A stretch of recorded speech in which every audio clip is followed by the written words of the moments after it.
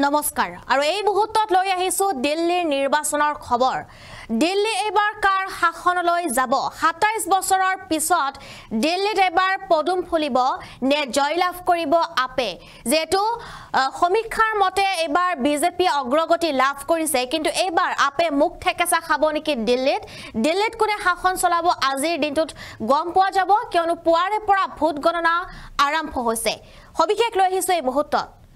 দিল্লীৰ নিৰ্বাচন সন্দৰ্ভত আমি জনাইছো খবৰ দিল্লী হ'ব এতিয়া কাৰ হ'ব এতিয়া দিল্লীৰ শাসন এতিয়া কাৰ হাতলৈ যাব হেয়া হৈছে আজিৰ দিনটোৰ অতিকৈ লক্ষণীয় বিষয় আজি দিল্লী বিধানসভা নিৰ্বাচনৰ ভোট গণনা আৰু পুৱাৰে পৰা আৰম্ভ হৈছে ভোট গণনা পুৱা ৮ বজাৰ পৰা আৰম্ভ হৈছে এই ভোট গণনা পৰ্ব পুৱা ৮ বজাৰ পৰাই ৰাজ্যখনত ভোট গণনা আৰম্ভ হৈছে আৰু ৭০টাকৈ বিধানসভা সমষ্টিত ভাগ্য নিৰ্ণয় হ'ব ৬৬৯ লোকৰ আৰু দিল্লী বিধানসভা নিৰ্বাচনত এবাৰ ৫৭.৫০% ভোটদান হৈছিল আৰু এইবাৰ কাৰ শাসনলৈ যাব দিল্লী হেয়া হৈছে অতিকৈ লক্ষণীয় বিষয় কিয়নো দেশৰ ৰাজধানী এতিয়া কাৰ হাতলৈ যাব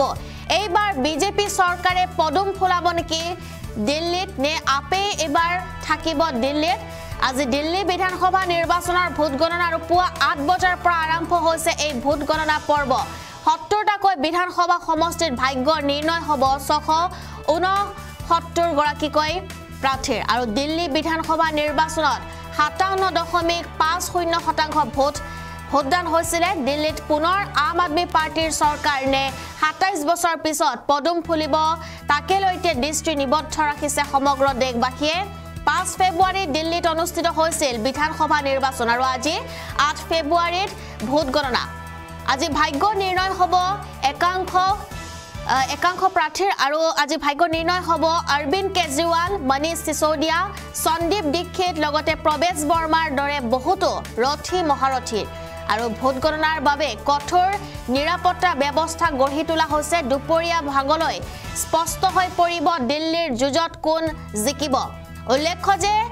এক্সিট পোলত দিল্লীত বিজেপিয়ে চৰকাৰ গঠন কৰিব বুলি ভৱিষ্যতবাণী কৰা হৈছে আৰু দিল্লী বিধানসভাৰ আসনৰ সংখ্যা ৭০খন আৰু মেজিক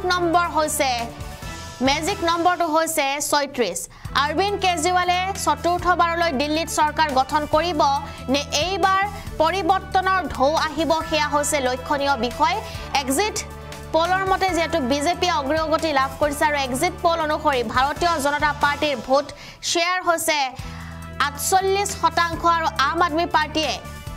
৪২% ভোট লাভ কৰিব পাৰে আৰু ইয়াৰ উপৰি কংগ্ৰেছে ৭% ভোট লাভ কৰিব বুলি অনুমান কৰা হৈছে অন্যান্যৰ হাতলৈ যাব পাৰে ৩% ভোট আৰু যেটো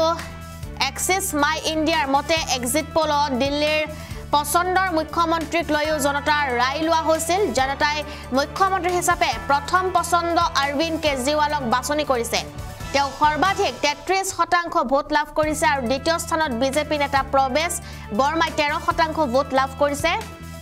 আৰু এই তালিকাত বিজেপিৰ সাংসদ মনোজ তিৱাৰী আৰু দিল্লী বিজেপিৰ সভাপতি বীৰেন্দ্ৰ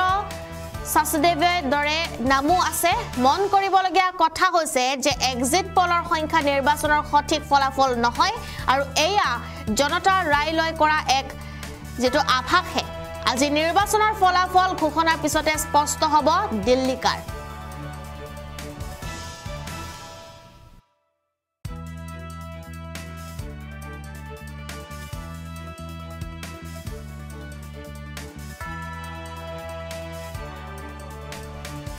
আৰু আজি দিল্লী বিধানসভা নিৰ্বাচনৰ ভোট গণনা আৰু আজি দুপৰীয়া সময়লৈকে এই ভোট গণনাৰ যেটো ৰিজাল্ট দিয়া হ'ব আৰু কাৰ হাতলৈ যাব এইবাৰ দিল্লী কিছু সময় পিছতে যেটো আৰম্ভ হৈছে দিল্লীৰ বিধানসভা নিৰ্বাচনৰ ভোট গণনা আৰু কটকটীয়া নিৰাপত্তা ব্যৱস্থাৰ মাজতে ভোট গণনা আৰম্ভ কৰা হৈছে ইতিমধ্যে প্ৰাৰম্ভিক পৰ্যায়ৰ ভোট গণনাত এই পৰ্যন্ত দিল্লীত বিজেপিৰ উত্থানৰ ইংগিত পৰিলক্ষিত হৈছে লক্ষণীয়ভাৱে দলটোৱে যি ইছলাম ধৰ্মাৱলম্বী প্ৰধান আসনতো শক্তিশালী প্ৰদৰ্শন দাঙি ধৰিছে লগতে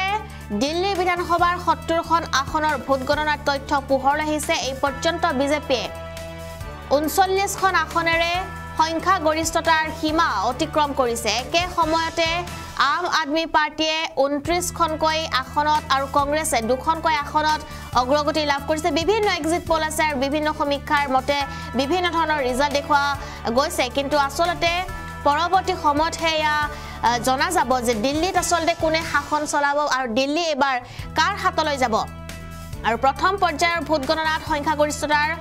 কাক চাপিছে বিজেপি দিল্লী নিৰ্বাচনৰ প্ৰথম পৰ্যায়ৰ ভোট গণনাত বিজেপি 31খন আসনত অগ্ৰগতি লাভ কৰিছে আনহাতে আপে 20খন আসনত অগ্ৰগতি লাভ কৰিছিলে পুনৰ যেটো হতাশজনক প্ৰদৰ্শনেৰে কংগ্ৰেছ কেৱল এখন আসনতেহে আগবাঢ়িছিলে এনেদৰে এতিয়া বিভিন্ন ধৰণৰ এক্সিট পোলত এনেদৰে নিজৰ তথ্য দাঙি ধৰিছে আৰু যেটো এয়া এক্সিট পোলে যে সত্য হ'ব হেয়া কোনো কথা নহয় কিয়নো বিভিন্ন সময়ত দেখা যায় যে এক্সিট পোলৰ মতে কেতিয়াবা ৰিজাল্ট নহয়ও সত্য হ'ব নেকি এক্সিট পোল যেটো কেতিয়াবা এক্সিট পোলৰ মতেও সত্য হয় ৰিজাল্ট দিল্লী বিধানসভা নিৰ্বাচনৰ ভোট গণনা ইতিমধ্যে আৰম্ভ হৈছে আমি ইতিমধ্যে জনাইছো আৰু ভোট গণনা আৰম্ভ হোৱাৰ লগে লগে দেখা গৈছে বহু কেইখন আসনত আগবাঢ়ি আছে ভাৰতীয় জনতা পাৰ্টি চৌদিশে কেৱল এতিয়া বিজেপি দেখিবলৈ পোৱা গৈছে প্ৰথম অৱস্থাত বিজেপিত কয় শাসকীয় আপ যেটো বহু পিছ পৰি আছিল যদিও সময় বাগৰাৰ লগে লগে আপেও বিজেপিৰ প্ৰায় সমানে আগবাঢ়িবলৈ সক্ষম হৈছে কিন্তু তাৰ মাজতে লক্ষণীয় বিষয়টো হৈছে যে আপৰ তিনি মহাৰথী ক্ৰমে অৰবিন্দ কেজৰিৱাল মনীষ সিসোদিয়া আৰু মুখ্যমন্ত্ৰী আতিশী নিজ সমষ্টিত পাছ পৰি আছে আৰু অতি শেহতীয়াকৈ তথ্য অনুসৰি বিজেপিয়ে মুঠ 45খন আসনত আগবাঢ়িবলৈ সক্ষম হৈছে আৰু ইয়াৰ বিপৰীতে আপে 23খন আসনত অগ্ৰগতি লাভ কৰিছে কংগ্ৰেছে মাত্ৰ 2খন আসনত অগ্ৰগতি লাভ কৰিছে উল্লেখ্য যে 70খন আসনৰ দিল্লীত বিধানসভাত ক্ষমতা দখলৰ বাবে প্ৰয়োজন হৈছে 36খন আসন আৰু এক্সিট পোলৰ সমীক্ষা অনুসৰি দিল্লীত ভাৰতীয় জনতা পাৰ্টিয়ে ক্ষমতা দখল কৰিব পাৰে আৰু পিপলছ পালছ এণ্ড পেডমৰ সমীক্ষা অনুসৰি এইবাৰ নিৰ্বাচনত দিল্লীত বিজেপিয়ে লাভ কৰিব 51ৰ পৰা 60খন আসন আৰু তাৰ বিপৰীতে আপে লাভ কৰিব মাত্ৰ 10ৰ পৰা 19খনকৈ আসন আৰু একেদৰে এনেদৰে বহুকেইটা সংস্থাই যেটো নিজৰ এক্সিট পোলৰ ৰিজাল্ট তেওঁলোকে দেখুৱাইছে কিন্তু এতিয়া সময়তহে জনা যাব কোন হ'ব দিল্লীৰ ৰজা নতুন দিল্লীৰ বিধানসভা সমষ্টিৰ আসনত পিছ পৰি আছে অৰবিন্দ কেজৰিৱাল আৰু কিছু সময়ৰ পিছতে গোটেই দেশবাসীয়ে জানিব যে দিল্লী আসলতে দেশৰ ৰাজধানীত কোনে শাসন চলাব